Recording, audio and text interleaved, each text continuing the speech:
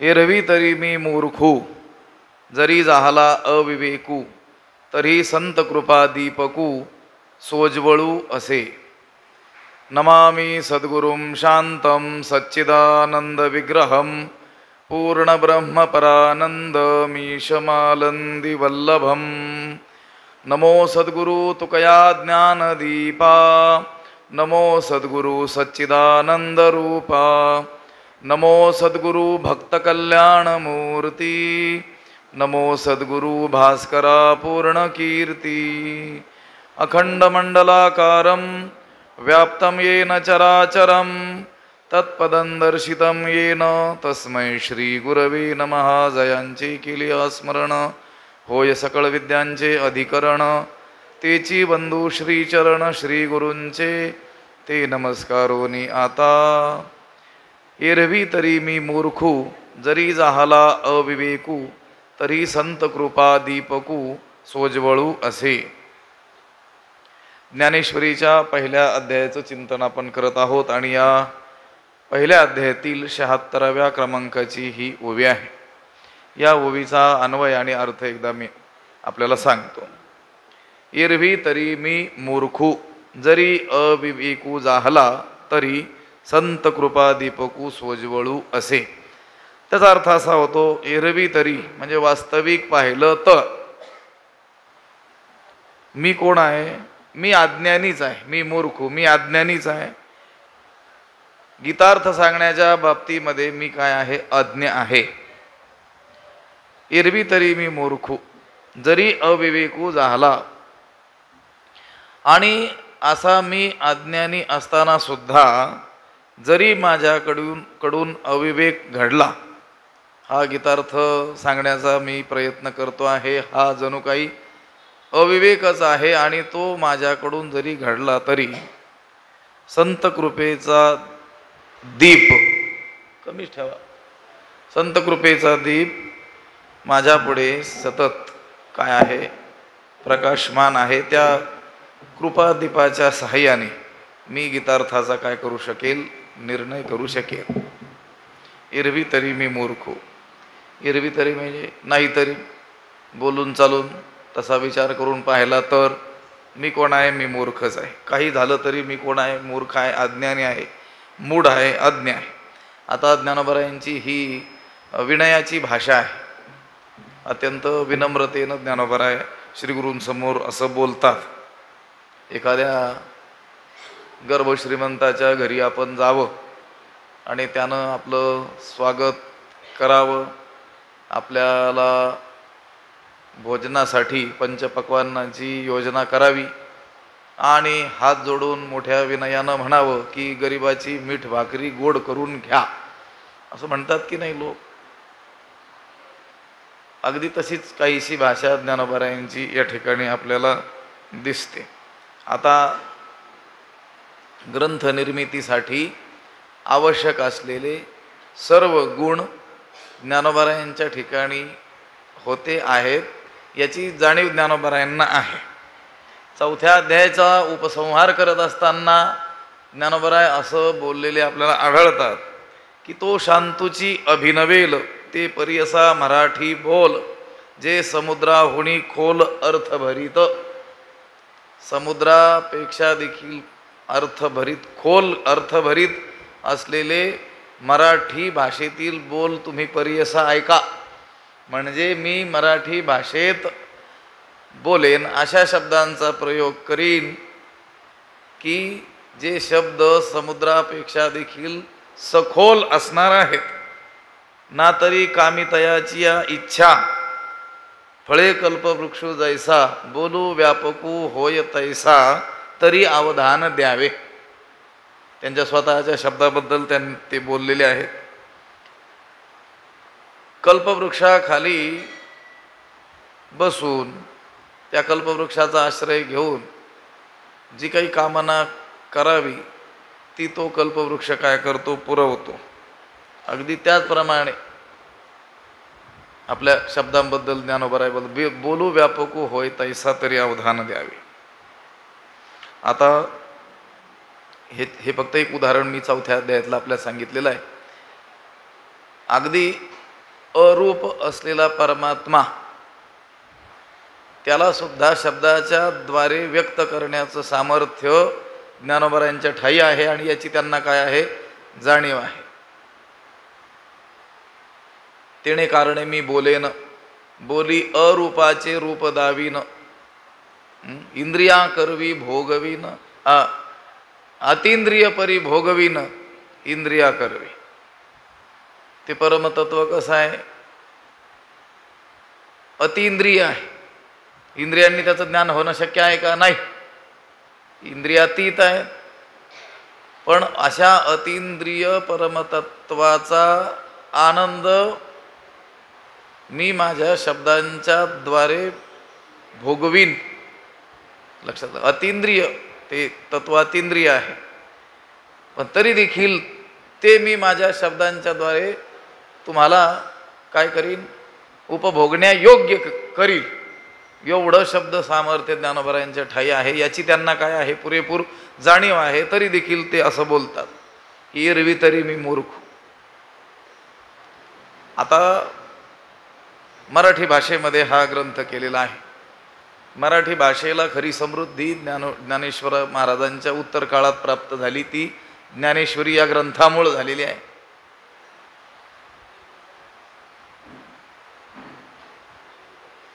याच्यामध्ये नवनवीन शब्दांची निर्मिती ज्ञानोबरायांनी केलेली आहे. आणि केवळ शब्दांची नवनिर्मिती केली एवढंच नाही, त्याला नवीन अर्थ देखील प्रदान केलेला आहे. ज्ञानोबराय हे नवशब्द निर्माते आहेत, त्याबरोबरच त्या शब्दाला अर्थप्रदाते सुद्धा आहेत. एवढं असून सुद्धा ते काय म्हणतात, शब्द कैसा घडीजे, प्रमेयी कैसेनी पाच अडीजे, अलंकारू म्हणजे काय ते नेणे. अलंकार कशाला म्हणतात, शब्द अलंकार, अर्थालंकार कशाला म्हणतात हे सुद्धा मी जाणत नाही. शब्द कैसा घडीजे, शब्द कसा निर्माण करावा. आता हे व्याकरणशास्त्र म्हणजे शब्द निर्मितीचं काय आहे, शास्त्र आहे. व्याक्रियन्ते व्युत्पाद्यन्ते शब्दाः अनेन तद व्याकरणम, व्याकरणाची व्याख्या केलेली आहे. शब्दाच्या व्युत्पत्तीचं ते काय आहे, शास्त्र आहे. प्रकृती प्रत्यय मिळून काही नियमांनी ते शब्द बनतात, तयार होतात. ज्ञानोबराय नवशब्द निर्माते आहेत, तरी देखील ते म्हणतात शब्द कैसा घडीजे, शब्द कसा निर्माण होतो हे काही मी जाणत नाही. प्रमेयी कैसेनी पाच अडीजे, त्या सिद्धांत त्या शब्दावर कसे आरूढ करावे हे काही मी जाणत नाही. अलंकारू म्हणजे काय ते नेणे असं जरी म्हणत असले तरी ते विनयानं म्हणतात, नम्रतेनं म्हणतात. त्यांचीच अन्य ठिकाणची भाषा जर पाहिली तर माझा मराठाजी बोलू कौतुके, परी अमृताते ही पैजा जिंके, ऐसे अक्षरे रसिके मिळवीन. अमृताशी ही पैज जिंकण्याचं सामर्थ्य या आमच्या भाषेमध्ये आहे, शब्दामध्ये आहे असं ते म्हणतात. पण इथं जी भाषा दिसते आपल्याला ही कशी आहे, अत्यंत विनयाची भाषा आहे. एरवी तरी मी मूर्खू, जरी झाला अविवेकू, तरी संत कृपा दीपकू सोजवळू असे. ज्ञानोबराय म्हणतात हा माझ्याकडून अविचारच झालेला आहे. कोणता, मी मूढ असताना, अज्ञानी असताना, मूर्ख असताना मी या गीतार्थाचा निर्णय करायला इथं बसलेलो आहे. मागं बोलले की नाही, परी अपराध होतो आणि का आहे, जे मी गीतार्थू कवळूप आहे ते अवधारा विनवूल आहे म्हणून या. आगळाच अपराध माझ्याकडून घडतो आहे. कोणता, जे मी गीतार्थ कवळूप आहे, अधिकार नसताना सुद्धा गीतार्थाचं आकलन मी करू पाहतो आहे. हा एक आगळाच वेगळाच माझ्याकडून काय घडतो आहे, अपराध घडतो आहे. म्हणून ते म्हणतात एरवी तरी मी मूर्ख, जरी झाला अविवेकू, तरी संत कृपा दीपकू सोजवळू असे. हा गीतार्थाचा निर्णय करायला आपण बसलो आहोत, हा आपल्याकडून जणू काही अपराधच झालेला आहे असं ते म्हणतात. हा अविवेकच झालेला आहे, हा अविचारच आहे. मी विचार तरी करायला पाहिजे होता की हे मला जमेल की नाही, माझ्यात ते सामर्थ्य आहे की नाही.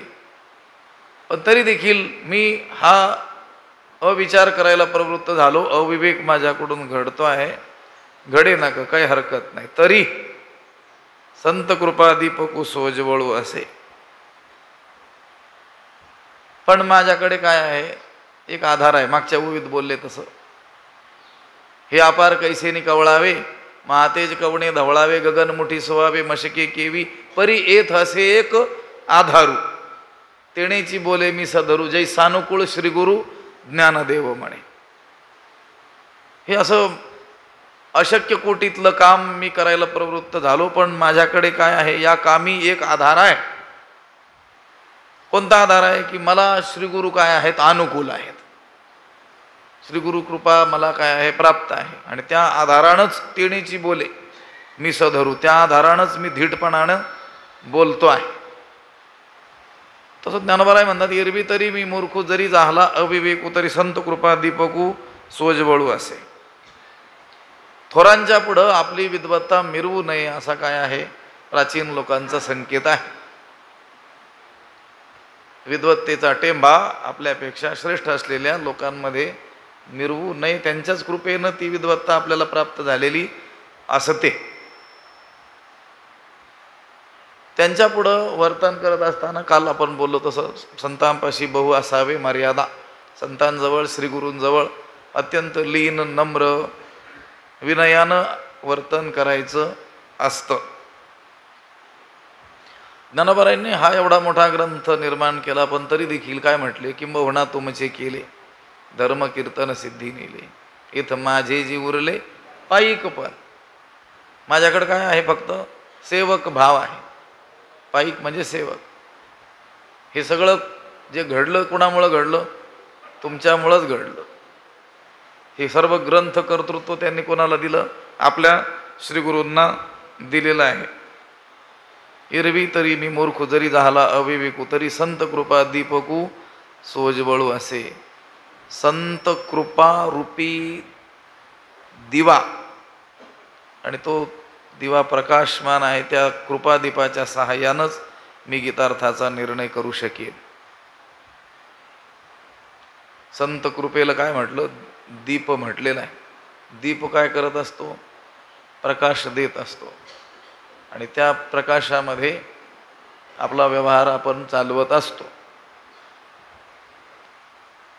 हे असो आपुला ठेवा, हाता आथी जरी यावा, तरी आदरे जीवी दिवा पुढा कीजे. ज्ञानोबाराय म्हटले, आपलीच हरवलेली आपल्या घरातील वस्तू जर मिळत नसेल अंधारामध्ये, तर आपण काय करतो, आदरानं दिवा काय करतो, पुढं करतो, आणि त्या दिव्याच्या प्रकाशामध्ये ती वस्तू काय करतो, सापडवत असतो. अगदी त्याचप्रमाणे तैसे हरपले आपण पे पावे, तै संता ते पाहता गिवसावे, म्हणून वाणावे ऐकावे तीची सदा. आपली हरवलेली आत्मवस्तू आपल्याला प्राप्त होईल.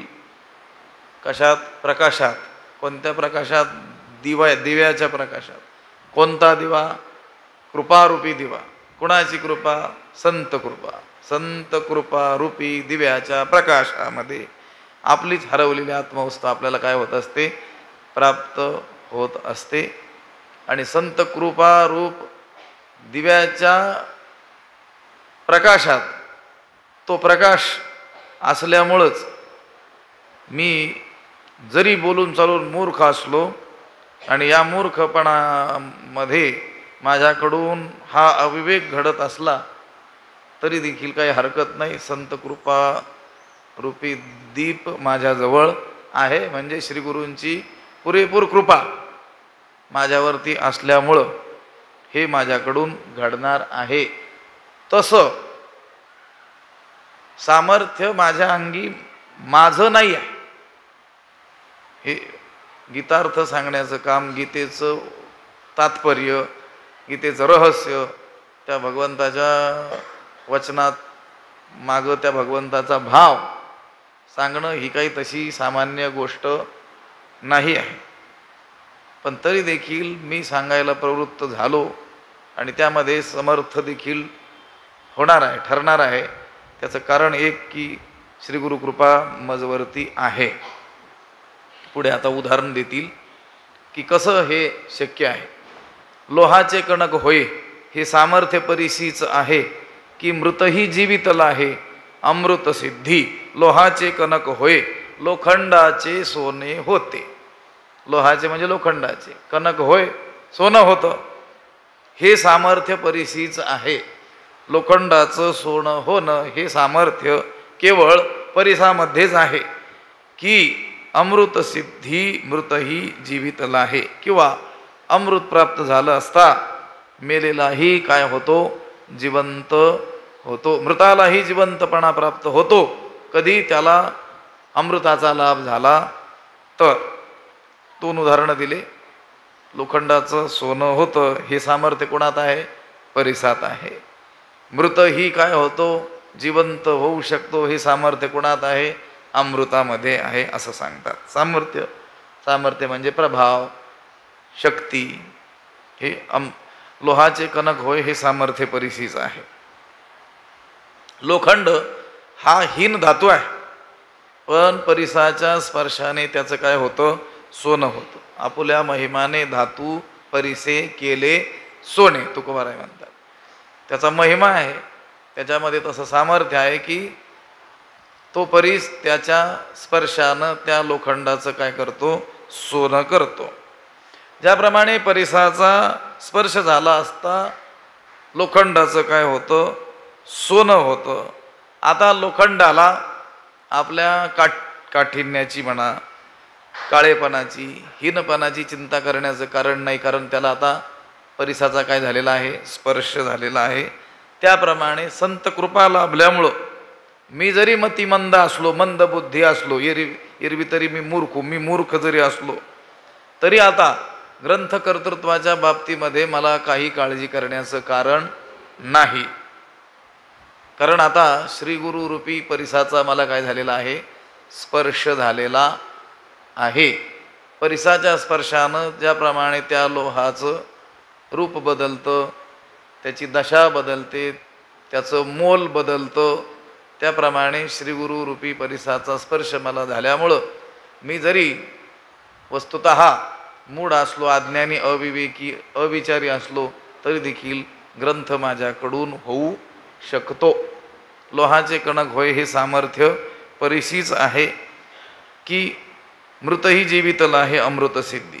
की म्हणजे किंवा हे परिस आणि लोखंडाचं उदाहरण नसलं लक्षात आलं तर आणखी उदाहरण, की मृतही जीवितला आहे अमृत सिद्धी. मेलेलाही काय होऊ शकतो, जिवंत होऊ शकतो जर त्याला अमृत सिद्धी, अमृताची काय झाली, प्राप्ती झाली तर. जोडे अमृताची सुरसरी तै प्राणाते अमर करी. अमृत थोडं जरी प्राप्त झालं तर ते प्राणाला काय करतं, अमर करतं. हे सामर्थ्य कोणात आहे, त्या अमृतामध्ये आहे. त्याचप्रमाणे गुरुकृपारूपी अमृत मला प्राप्त झालेलं असल्यामुळं तसं शहाणपणाच्या बाबतीमध्ये, चातुर्याच्या, ज्ञानाच्या बाबतीमध्ये मी जरी मेलेलो असलो तरी देखील मीही काय होईल, जिवंत होईल. हे 2 उदाहरणं. आणखी उदाहरण देतात. जरी प्रगटे सिद्ध सरस्वती तरी मुकयाही आथी भारती एथ वस्तू सामर्थ्य शक्ती नवलकाई. जरी सिद्ध सरस्वती प्रगटे तरी मुकेया भारती आथी एथ वस्तू सामर्थ्य शक्ती नवलकाई. जरी सिद्ध सरस्वती प्रकटे, जर प्रत्यक्ष सरस्वती प्रकट झाली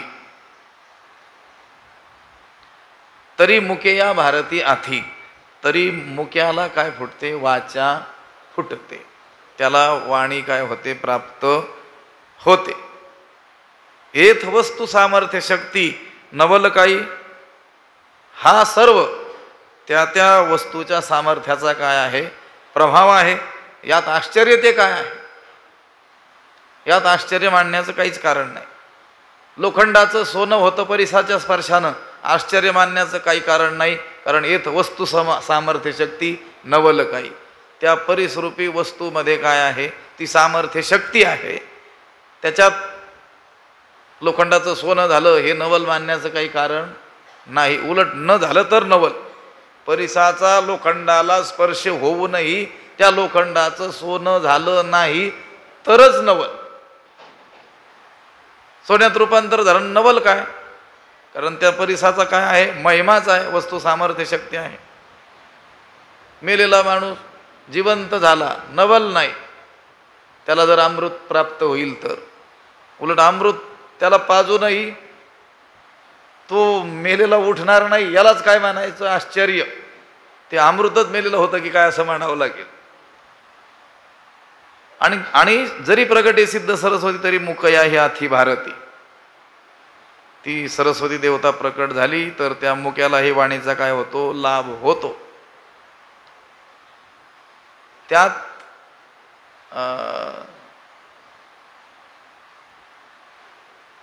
आपुल्या स्नेहाची वागेश्वरी जरी मुके याते अंगीकारी प्रबंधू होडा. श्री गुरूंना ज्ञानोबराय म्हणतात ना, आपुल्या स्नेहाची वागेश्वरी. हे श्री गुरु, तुमच्या स्नेहाची वाघ ईश्वरी, तुमची स्नेहरूपी सरस्वती, तुमचं प्रेम, तुमची कृपा रूपी सरस्वती जर काय होईल? प्रसन्न होईल. तरी मुके या ही नाही मुके या ते अंगीकारी. जरी मुक्या माणसाचा तिनं अंगीकार केला तरी तो वाचस्पतीशी करी प्रबंधू होडा. एवढं सामर्थ्य त्याच्यामध्ये येतं. जरी प्रकटे सिद्ध सरस्वती तरी मुके या ही आथी भारती. येत वस्तू सामर्थ्य शक्ती नवल काही. ही उदाहरणं देऊन ज्ञानोबरायांना असं म्हणायचंय की अगदी या उदाहरणांप्रमाणेच संत कृपेच्या सामर्थ्यानं मी सुद्धा गीतेवरती उत्कृष्ट व्याख्यान करू शकतो. लक्षात आलं का? मी सुद्धा उत्कृष्ट असा ग्रंथ निर्माण करू शकतो. नवल काही? उलट माझ्याकडून ग्रंथ निर्माण नाही झाला तर नवल. एवढी संतांची कृपा संपादन करूनही, श्री गुरु कृपा प्राप्त होऊनही ग्रंथ निर्माण झाला नाही, यालाच काय म्हणायचं? नवल म्हणायचं. आता हे सगळं ज्ञानोबराय कोणावर ढकलतात? श्रीगुरूवर ढकलतात. लक्षात आलं का? असं बोलून ते आणखी कृपा काय करून घेतात? प्राप्त करून घेत असतात. असं बोलल्यामुळे आता जबाबदारी कोणावर गेली? श्रीगुरूंवर गेली. आता ग्रंथ निर्माण होणं न होणं, उत्कृष्ट होणं न होणं, हे कोणावर अवलंबून आहे? आता श्रीगुरूवर. आता त्यांना कृपा करावीच लागेल. लक्षात आलं का? आणि ती त्यांना करावीच लागावी म्हणून हा सगळा खटाटोप ज्ञानोबराय करत असतात. अनेक ठिकाणी असा प्रसंग येतो.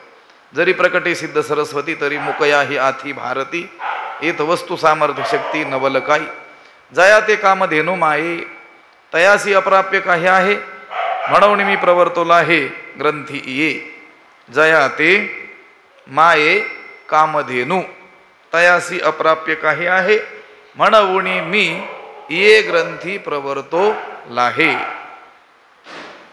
जया ते कामधेनु माये, ज्याची आईच काय आहे? कामधेनु आहे.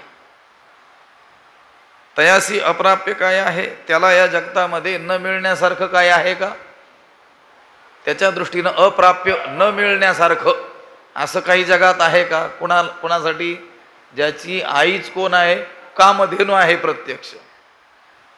आता त्या कामधेनूचं थोडं सानिध्य आपल्याला लाभलं तरी देखील जगात काही न मिळण्यासारखं असू शकत नाही.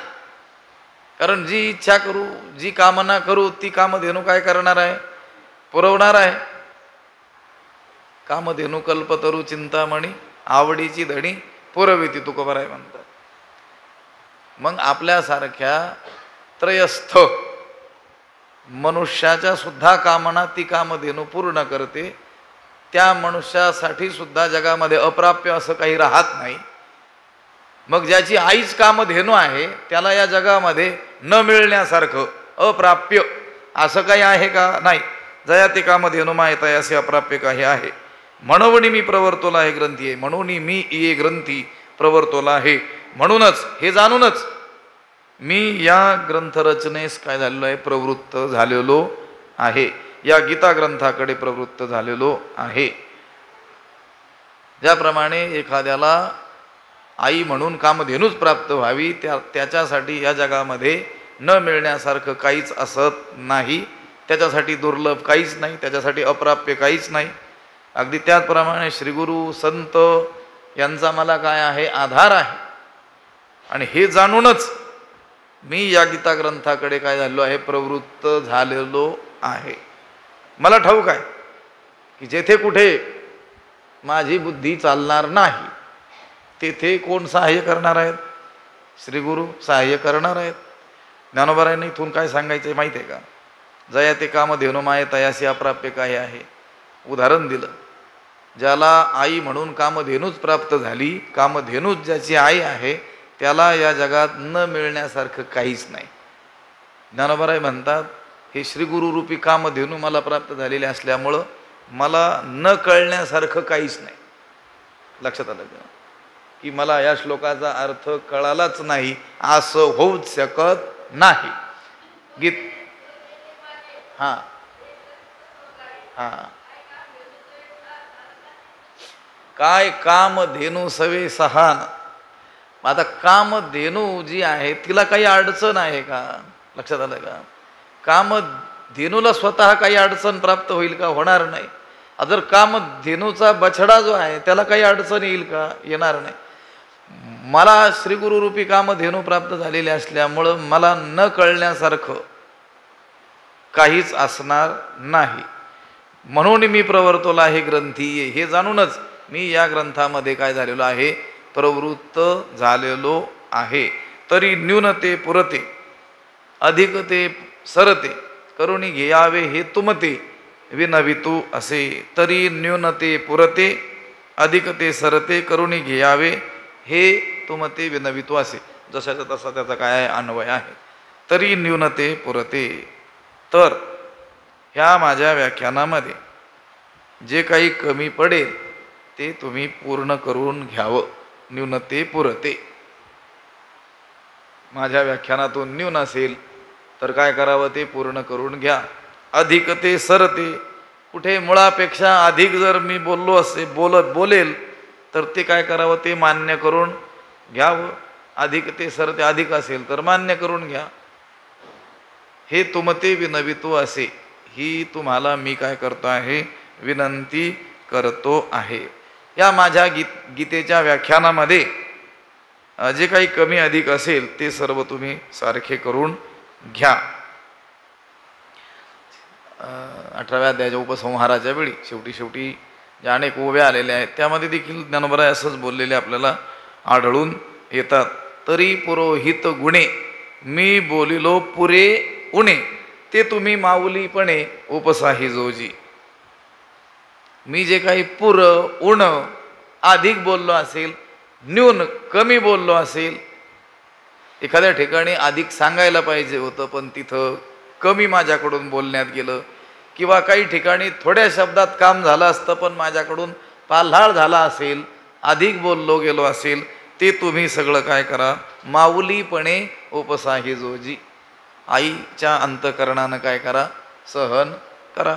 असंच श्रोत्यांना इथं म्हणतात. तरी न्यूनते पुरते अधिकते सरते करुणी घ्यावे हे तुमते विनवितू असे.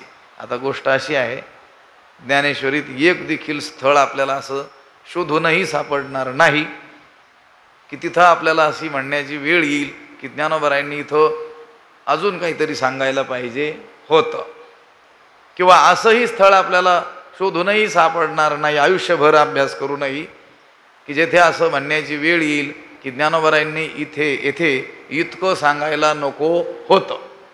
जेथे जेवढं सांगायला पाहिजे, जेवढं आवश्यक आहे तेवढं त्या ठिकाणी ज्ञानोबारायांनी बरोबर सांगितलेलं आहे. पण ही भाषा कशी आहे, विनयाची आहे, नम्रतेची काय आहे, ही भाषा आहे. उलट मूळ ग्रंथामध्ये कुठं न्यूनाधिक्य झाला असेल तर त्याची बरोबरी ज्ञानोबारायांनी केलेली आहे. मी पहिल्या दिवशी कदाचित बोलून गेलो असेल, सूत्र, भाष्य, वार्तिक या शब्दांच्या व्याख्या सांगत असताना अनेक महापुरुषांनी या ज्ञानेश्वरी ग्रंथाला, हा ग्रंथ जणू गीतेवरचं वार्तिक आहे असंही म्हटलेलं आहे. वार्तिक शब्दाची व्याख्या प्राचीन शास्त्रकारांनी केलेली मी आपल्याला कदाचित सांगितली असेल. उक्तानुक्त दुरुक्तानां चिंता यत्र प्रवर्तते तम ग्रंथम वार्तिकम प्राहुः वार्तिकज्ञाः विचक्षणाः. कशाला म्हणायचं वार्तिक? ग्रंथाचा एक प्रकार आहे, 10 प्रकार आहेत ग्रंथाचे, त्याच्यातला वार्तिक हा एक प्रकार आहे. ज्ञानेश्वरी हा ग्रंथ वार्तिक कसा हे कळण्याकरता वार्तिक शब्दाचा अर्थ कळून घ्यावा लागेल. उक्त, अनुक्त आणि दुरुक्त 3 गोष्टी लक्षात घ्या. मूळ ग्रंथकाराने जी गोष्ट कथन केलेली आहे, सांगितलेली आहे, तिचंही स्पष्टीकरण ज्या ग्रंथात केलेलं असतं त्याला म्हणतात वार्तिक. ही पहिली गोष्ट. भगवद्गीतेमध्ये भगवंताने ज्या ज्या गोष्टी सांगितल्या त्या सर्व ज्ञानोबारायांनी स्पष्ट केलेल्या आहेत, त्या गोष्टी सांगितलेल्या आहेत. उक्त. दुसरी गोष्ट अनुक्त. मूळ ग्रंथकाराकडून जी गोष्ट सांगायची राहून गेली असेल त्या गोष्टीचं सुद्धा स्पष्टीकरण ज्या ग्रंथामध्ये केलं जातं त्याला म्हणतात वार्तिक. ही दुसरी गोष्ट. भगवद्गीतेमध्ये भगवंताकडून सांगण्याच्या राहून गेलेल्या अनेक गोष्टी ज्ञानोबारायांनी ज्ञानेश्वरीमध्ये सांगितलेल्या आहेत, म्हणून ज्ञानेश्वरी हा ग्रंथ काय आहे? वार्तिक आहे. आणि तिसरी गोष्ट दुरुक्त. मूळ ग्रंथकाराने जो सिद्धांत सांगताना अत्यंत कठीण अशा भाषेत सांगितलेला आहे, कळण्यास अत्यंत दुर्बोध अशा रीतीनं सांगितलेला आहे, कूट ज्याला आपण कूट श्लोक म्हणतो त्या रीतीनं सांगितलेलं आहे, त्याचं सुद्धा स्पष्टीकरण ज्यामध्ये केलं जातं त्याला काय म्हणतात? वार्तिक. गीतेमध्ये अनेक श्लोक असे आहेत की ज्याला आपण कूट श्लोक असं म्हणू शकतो, कारण एकंदर ते महाभारत रचतानाचाच जो प्रकार आपण पाहिला की गणपती बाप्पांनी अट घातली होती की जर व्यास महर्षी तुम्ही सांगायचं थांबले तर माझी लेखणी देखील थांबणार. मग व्यासांनी ही अट घातली होती की मी जो श्लोक सांगेल त्याचा अर्थ अगोदर मनात आणायचा आणि मगच तो लिहायचा, शब्दबद्ध त्याला करायचं. तरी देखील गणपती बाप्पांच्या लिखाणाचा वेग अधिक होता. व्यास महर्षी श्लोक रचायचे, रचता रचता सांगायचे, गणपती बाप्पा लिहून घ्यायचे. आणि कदाचित हे आपलं सांगणं थांबलं तर गणपती बाप्पा आपले लेखक होणार नाहीत, हे अर्धवट काम सोडून देतील. म्हणून मग व्यास महर्षी काय करायचे, काही 5, 25, 50, 100 असे श्लोक झाले की एखादा कूट श्लोक सांगायचे. असा कूट श्लोक की ज्याचा नेमका अर्थ काय होतो हे कळण्यासाठी काय करावं लागेल? खूप विचार करावा लागेल. गणपती बाप्पाला सुद्धा काय करावं लागायचा? विचार करावा लागायचा. म्हणजे बुद्धीची देवता असलेल्या गणपतीला सुद्धा जिथं विचार करावा लागतो ज्या श्लोकामध्ये, त्याचा नेमका काय अर्थ असला पाहिजे.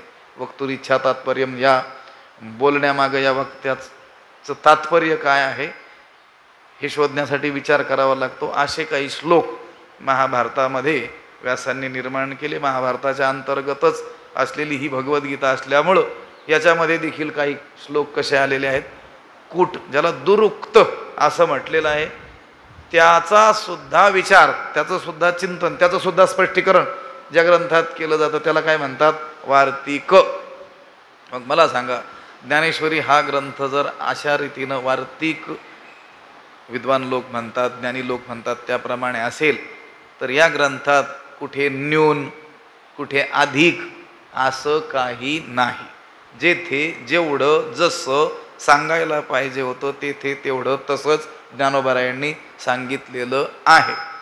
उलट कुणी असं म्हणेल ज्ञानोबारायांनी या ठिकाणी अधिक सांगायला पाहिजे होतं किंवा या ठिकाणी हे अधिकच झालं, थोडं कमी सांगितलं असतं तरी बरं झालं असतं, त्याला काही मान्यता संप्रदायात मिळणार नाही. उलट लोक म्हणतील याचीच बुद्धी तपासण्याची काय आहे? गरज आहे. हा ज्ञानोबारायांच्या काय शोधतोय? चुका शोधतोय. तरी देखील विनयानं ज्ञानोबाराय म्हणतात हा ग्रंथ निर्मित असताना काही न्यूनाधिक्य माझ्याकडून घडेल तर तुम्ही काय करा, ते सर्त करून घ्या. तरी न्यूनते पुरते अधिकते सरते करुणी घ्यावे हे तुमते विनवितो असे.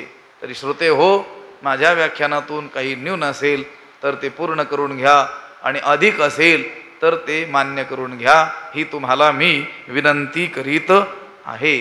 आता देईजो अवधान तुम्ही बोलविल्या मी बोलेन, जैसे चेष्टे सूत्राधीन दारू यंत्र.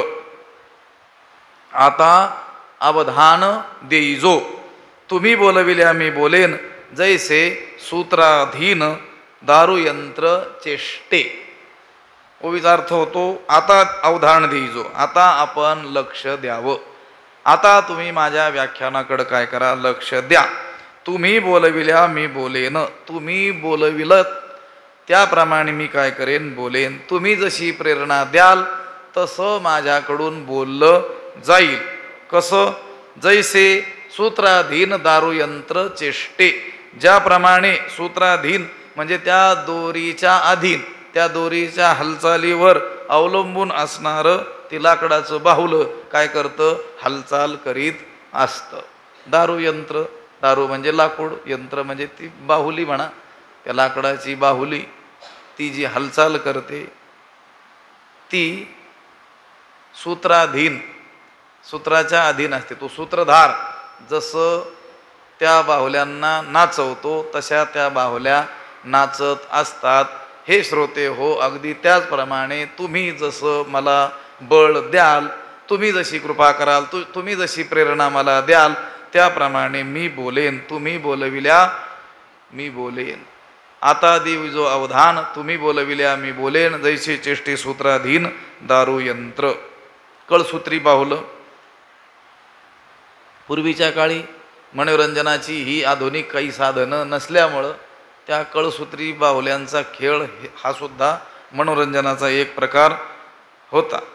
आणि त्या कळसूत्री बाहुल्यांचं उदाहरण देऊन ज्ञानोबाराय म्हणतात, मी त्या कळसूत्री बाहुल्यांच्या ठिकाणी आहे आणि तुम्ही तो कळसूत्री बाहुल्यांना नाचवणारा जो सूत्रधार आहे त्या ठिकाणी आहात.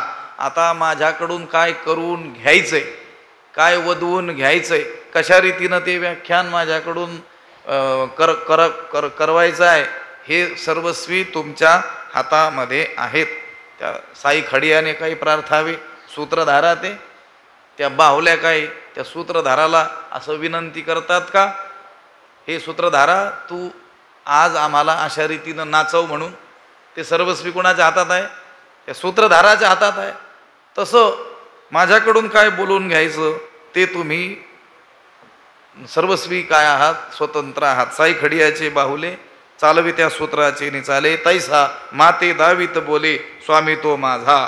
त्या साई खड्याचे बाहुलं जे असतं चालवित्या सूत्राचे नि चाले, तो सूत्रधार जसा त्यांना नाचवतो त्याप्रमाणे त्या नाचत असतात. त्यामुळं आपण माझ्या व्याख्यानाकडे लक्ष द्या. तुम्ही मला जसं बोलवाल तसं मी बोलणार आहे. आता देईजो अवधान तुम्ही बोलविल्या मी बोलेन, जैसे चेष्टे सूत्राधीन दारूयंत्र. तैसा मी अनुग्रहितू साधूंचा निरूपितू, ते आपुलिया परी अलंकारितू भलतया परी. तैसा मी अनुग्रहितू साधूंचा निरूपितू, ते आपुला भलतया परी अलंकारितू. तैसा म्हणजे त्याप्रमाणे. या वरच्या ओवीत दिलेल्या त्या दारूयंत्राच्या उदाहरणाप्रमाणे त्या साई खडियाच्या बाहुल्या, कळसूत्री बाहुल्या, ते जे उदाहरण दिलं त्याप्रमाणे तैसा मी अनुग्रहितो, त्याप्रमाणे मी आपला काय आहे, अनुग्रहित आहे. आपण मला आज्ञा केलेली आहे. साधूंचा निरूपितू, साधूंनी केवळ निरोप्या म्हणून मला पाठवलेलं आहे. मी केवळ निरोप सांगणारा आहे. निरोप सांगणारा जो असतो त्याचा तो निरोप देण्याशी संबंध असतो. तो निरोप काय आहे त्याच्याशी त्या निरोप्याचा काही संबंध नसतो.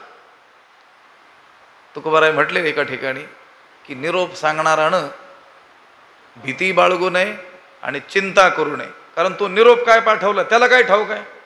त्या पत्रामध्ये काय नमस्कार सांगितला आहे की काही अपशब्द बोललेले आहेत. निरोप सांगता न धरी भय आणि न करी चिंता, तुकोबाराय म्हटले. त्या निरोप्यानं भयही धरू नये आणि चिंताही करू नये. तुम्ही पूर्वीचं पाहिलं असेल, ज्यावेळेस राजेशाही होती त्यावेळेस एका राजाचा निरोप दुसऱ्या राजाला जो पाठवला जायचा, राजदूत म्हणायचे त्याला, आणि मग तो निरोप कधी कधी मित्रत्वाचा असायचा, कधी कधी शत्रुत्वाचा देखील काय असायचा, निरोप असायचा. पण तो राजदूत अवध्य म्हणून सांगितलेला असायचा. तो राजदूत दरबारात यायचा आणि त्या राजाचा निरोप वाचून दाखवायचा. आता त्या राजाने जर या राजाला काही अपशब्द लिहिलेले असतील तो तसंच वाचायचा, त्या आवेशात वाचायचा.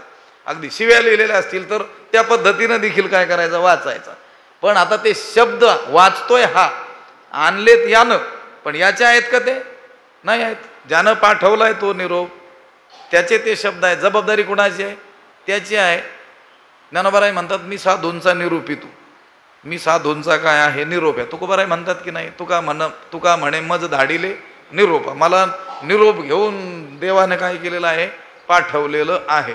ज्ञानोबाराय म्हणतात तैसा मी अनुग्रहितो, साधूंचा निरूपितो. त्याप्रमाणे मी अनुग्रहित आहे. आपण माझ्यावर अनुग्रह केलेला आहे, कृपा केलेली आहे. मी साधूंचा निरूपित आहे, साधूंचा निरोप्या मी आहे. ते सांगतील ते काम करणारा मी आहे. ते आपुल्या परी अलंकारितो भलतया परी. ते आपुल्या परी आपुल्या परी काय अलंकारितो भलतया परी. तिथं काही पाठभेद आहे का? काय ओवी येते? तैसा मी अनुग्रहितू, साधूंचा निरूपितू. ते पुढे ते आपुला अलंकारितू का आपुलिया परी? आपुल्या परी अलंकारितू भलतया परी. काही ठिकाणी ते आपुला अलंकारितू भलतया परी असा पाठ आहे. जो योग्य असेल तो पहा. मी अनुग्रहित आहे, मी साधूंचा निरोप्य आहे आणि ते मला आता त्यांनी मला आपल्या योग्यतेप्रमाणे गीतेचा व्याख्याता या रूपाने वाटेल तितकं काय करावं, भूषित करावं. वाटेल तितकं मला काय करावं, अलंकारावं. वाटेल तसं काय करावं, गौरवावं. म्हणजे त्यांना हवं तसं, त्यांना जशी इच्छा असेल त्या रीतीनं त्यांनी माझ्याकडून गीतेचं व्याख्यान करून घ्यावं. ते आपला अलंकारितू भलतया परीत. भलतया परीत ज्या रूपाने वाटेल तितकं, त्यांना जसं हवं असेल तसं व्याख्यान त्यांनी माझ्याकडून करून घ्यावं. असं ज्ञानोबाराय श्री गुरूंसमोर बोलत असताना श्रीगुरु निवृत्तीनाथ महाराज त्यांना थांबवतात आणि म्हणतात, तव श्रीगुरु म्हणती राही, हे तुझ बोलावे न लगे काही, आता ग्रंथा चित्त देई झडकरी वेगा. तव श्रीगुरु म्हणती राही, हे तुझ बोलावे काही न लगे, आता ग्रंथा झडकरी वेगा चित्त देई. तव श्रीगुरु म्हणती राही. तेव्हा श्रीगुरु म्हणाले की आता हे पुरे, राहू दे, हे असू दे, ज्ञानदेवा आता थांबा. हे तुझ बोलावे न लगे काही, तुला इतकं विनवणी करण्याची आवश्यकता नाही, तुला हे एवढं बोलण्याचं काही कारण नाही. आता ग्रंथा झडकरी वेगा चित्त देई. आता ग्रंथाकडे, या गीता व्याख्यानाकडे लवकर आणि त्वरेनं काय कर, लक्ष दे. आता खरं तर श्रीगुरूंनी हे असं म्हणावं यासाठी ज्ञानोबारायांनी ही प्रस्तावना काय केलेली आहे, लांबवलेली आहे.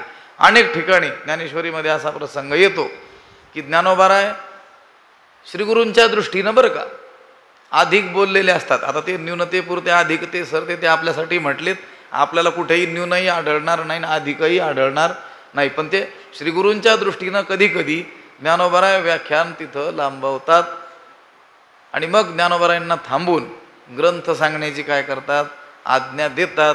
त्यावेळेस ज्ञानोबाराय मनोमन असं म्हणतात की यासाठीच तर मी हे काय केलेलं होतं, लांबवलेलं होतं की तुम्ही मला काय म्हणावं, ग्रंथ सांग.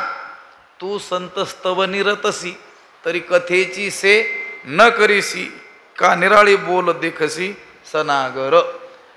श्रीगुरु निवृत्तीनाथ महाराज ज्ञानोबारायांना म्हणतात, तू संतस्तव निरतसी, संतस्तवन संतांचा विषय आला रे आला की ज्ञानोबा त्याच्यामध्ये काय होतात, रंगून जातात. तरी कथेची से न करीची, जो काही विषय चाललेला होता, भगवंत अर्जुनाला काय म्हणतात तो विषय मागे पडतो. असं कोण म्हणतोय? निवृत्तीनाथ महाराज म्हणतात. त्यांना त्यांची स्तुती अधिक केलेली आवडत नाही. लक्षात आलं का? आता ज्ञानोबा श्रीगुरूंची स्तुती करतात म्हणजे कोणाची? श्रीगुरू निवृत्तीनाथ महाराजांची. पण ती जर अधिक झाली ते देखील श्रीगुरू निवृत्तीनाथ महाराजांना रुचत नाही. आणि ते काय म्हणतात, आता कथा सांग.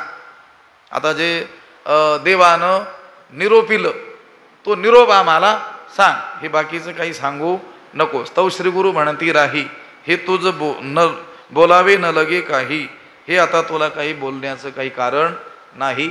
हे इतकं विनविणीचं बोलण्याची गरज नाही. आता उशीर न लावता लवकर ग्रंथाकडे लक्ष दे.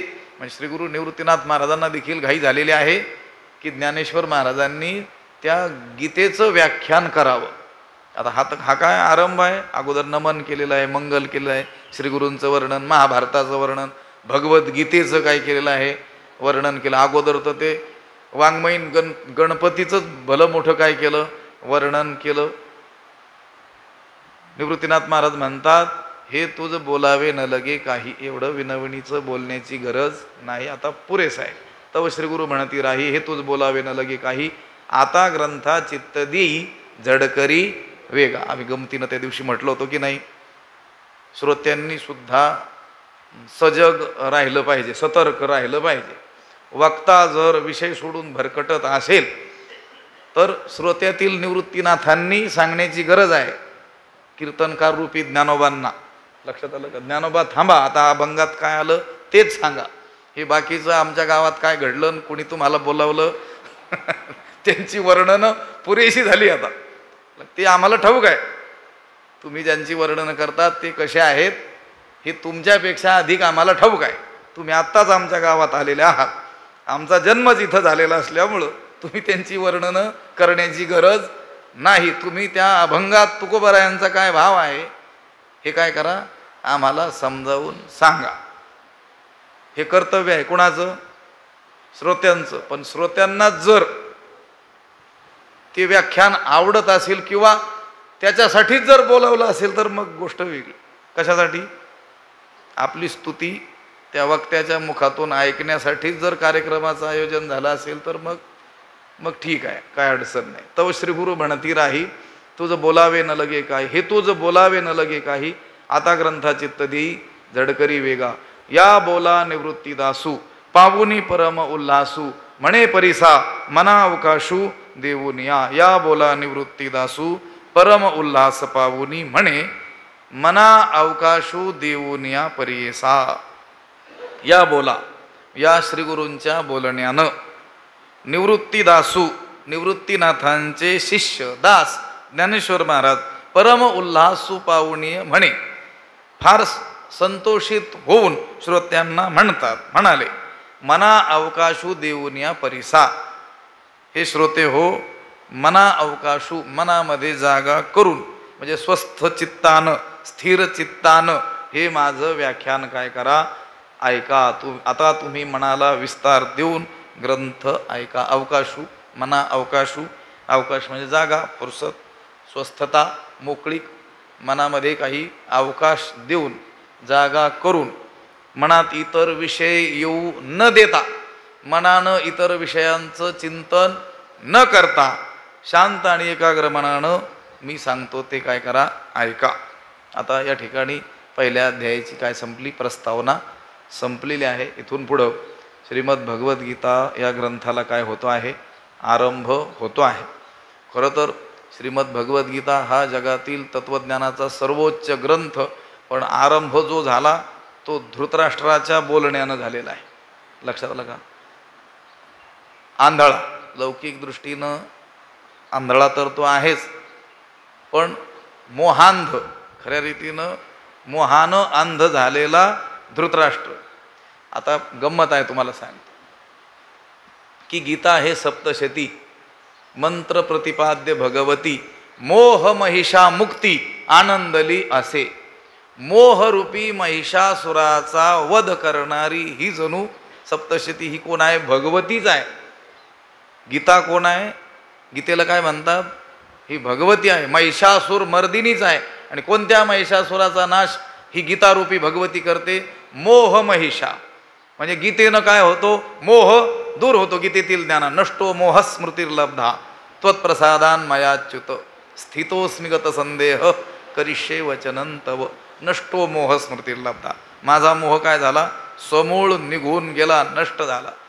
म्हणजे जगाचा मोह नष्ट करण्याचं ज्ञान ज्या भगवद्गीतेत आहे, त्या गीतेचा आरंभ सर्वात मोहांध असलेल्या धृतराष्ट्राच्या बोलण्यानं झालेला आहे. लक्षात आलं का? सुरुवात काय? धृतराष्ट्र उवाच अशी सुरुवात आहे. त्याचं चिंतन करूया आपण नंतर. पण ज्ञानोबारायांनी नमनच एवढं मोठं केलं. 84व्यात धृतराष्ट्र हरवूनच गेला. किती दिवसाचं चिंतन चाललं? 10-15 दिवस झाले आपले. अनेक लोकांनी या गीतेवर भाष्य केलं. आता भगवान भाष्यकार शंकराचार्यांचं भाष्य प्रसिद्ध आहे. ज्ञानोबाराय त्यांना वाट विचारतात, भाष्यकारा ते वाट पुसतू. परंतु त्यांनी देखील ते भाष्य दुसऱ्या अध्यायाच्या 11व्या श्लोकापासून पुढे केलं. पहिल्या अध्यायावरही केलं नाही आणि दुसऱ्या अध्यायाच्या 10 श्लोकावरही भाष्य केलं नाही. श्री भगवान उवाच अशोच्याननवशोचस्त्वम तिथून त्या श्लोकापासून काय केलं? त्यांनी भाष्य केलं. बरं, अनेक ग्रंथकारांनी टीका रूपात ग्रंथ रचलेले आहेत. मधुसूदन सरस्वतींनी त्यांनी देखील ग्रंथ लिहिलेला आहे. त्यांनी या धृतराष्ट्राच्या बोलण्यापासून इथून भाष्य आरंभलं. पण ज्ञानोबारायांनी अगोदरच आरंभलं. वाङ्मयीन गणपतीचं स्वरूप असेल, श्रीगुरूंना सरस्वती मातेला नमन असेल, महाभारताचं वर्णन असेल, भगवद्गीतेचं वर्णन असेल, गुरूंची विनवणी असेल, या 84व्यामध्ये हा धृतराष्ट्र काय झाला? हरवूनच गेला. एवढी दीर्घ प्रस्तावना 84व्याच्या माध्यमातून ज्ञानोबारायांनी केली. या बोला निवृत्तीदासू पावनी परम उल्हासू. श्रीगुरूंच्या या बोलण्याने निवृत्तीदास ज्ञानेश्वर महाराज अतिशय सुख पाहून श्रोत्यांना म्हणाले. कोणत्या बोलण्याने? आता ग्रंथा चित्त देई झडकरी वेगा. या निवृत्तीनाथांच्या बोलण्यानं त्यांचे दास असलेले ज्ञानेश्वर महाराज परम उल्हास पावून अतिशय सुख प्राप्त होऊन, सुख पाहून श्रोत्यांना म्हणाले की आता मला आज्ञा प्राप्त झालेली आहे. काय आज्ञा प्राप्त झाली? आता ग्रंथा चित्त देई झडकरी वेगा. त्यामुळं मी आता वेगानं ग्रंथ सांगायला प्रवृत्त होणार आहे. तुम्ही काय करा? मनाला अवकाश देऊन या परिसा, मनाला विस्तार देऊन, मनामध्ये जागा निर्माण करून स्वस्थ चित्तानं हा ग्रंथ ऐका. आता शब्द लक्षात ठेवा बरं का. मी सुद्धा विस्तारपूर्वक 84व्या पाहिल्या. पण आता इथं निवृत्तीनाथ महाराजांनी ज्ञानेश्वर महाराजांना काय आज्ञा दिलेली आहे? आता ग्रंथा चित्त देई झडकरी वेगा, वेगानं. त्यामुळं इथून पुढचा पाठ वेगानं होणार आहे. 10-15 ओव्या तरी झाल्या पाहिजे. त्यावेळी 2-4 वर्षातून एखादं काय होईल? आवर्तन याला होईल. पुंडलिक वरदा हरिविठ्ठल श्री ज्ञानदेव पंढरीनाथ भगवान की जय. माऊली ज्ञानेश्वर महाराज विठ्ठल विठ्ठल विठ्ठल विठ्ठल. पुंडलिक वरदा हरिविठ्ठल श्री ज्ञानदेव पंढरीनाथ भगवान की. माऊली ज्ञानेश्वर महाराज की जय. आता विश्वात्मके देवी येणे वाग्यज्ञे तोषावे पसाय दान हे जे खळाची व्यंकटी सांडो तया सत्कर्मी रती वाढो. भूता परस्परे पडो मैत्र जीवांचे दुरितांचे तिमिर जावो. विश्वस्वधर्म सूर्ये पाहो जो जे वांछिल तो ते लाहो. प्राणीजात वर्षत सकळ मंगळी ईश्वर निष्ठांची मांदियाळी. अनवरत भूमंडळी भेटो तया भूता चला कल्पतरूंचे आरव. चेतना चिंतामणीचे गाव बोलते जे अर्णव पियुषांचे. चंद्रमे जे अलांछन मारतंड जे तापहीन ते सर्वाही सदा सज्जन सोय रे होतू. किंबहुना सर्व सुखी पूर्ण होवनी तिही लोकी. भजिजो आदिपुरुखी अखंडित आणि ग्रंथोपजीविये विशेषी लोकी इये. दृष्टादृष्टविजये होवावेजी एथ म्हणे श्री विश्वेश्वरावो हा होईल दान पसावो येणे वरे ज्ञानदेवो सुखिया झाला येणे वरे ज्ञानदेवो सुखिया झाला येणे वरे ज्ञानदेवो सुखिया झाला पुंडलिक वरदा हरिविठ्ठल श्री ज्ञानदेव तुका पंढरीनाथ भगवान की जय माऊली ज्ञानेश्वर जगद्गुरु तुकाराम महाराज सद्गुरु बंशी महाराज की सद्गुरु जोग महाराज की जय।